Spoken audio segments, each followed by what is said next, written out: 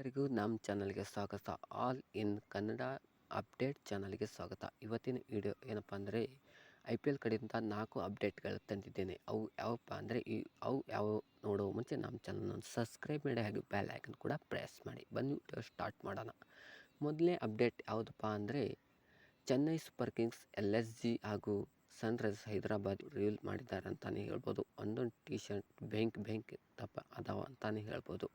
ಎರಡನೇ ಅಪ್ಡೇಟ್ ಏನಪ್ಪ ಅಂದರೆ MS ಧೋನಿ ಹಾಗೂ ಋತುರಾಜ್ ಗಾಯಕ್ವಾಡ್ ಇವರಿಬ್ಬರು ಕೂಡ ಚೆನ್ನೈನ ಹೋಮ್ ಗ್ರೌಂಡ್ಗೆ ಪ್ರಾಕ್ಟೀಸ್ ಮ್ಯಾಚ್ಗಾಗಿ ಬಂದಿದ್ದಾರೆ ಅಂತಲೇ ಹೇಳ್ಬೋದು.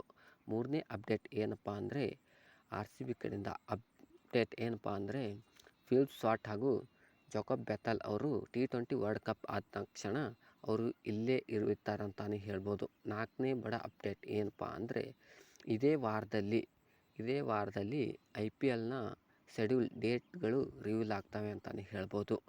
ಹಾಗೂ ಈ ವಿಡಿಯೋ ನೋಡಿದ್ದಕ್ಕಾಗಿ ಧನ್ಯವಾದಗಳು. ಹಾಗೆ ನಮ್ಮ ಚಾನಲ್ನ ಸಬ್ಸ್ಕ್ರೈಬ್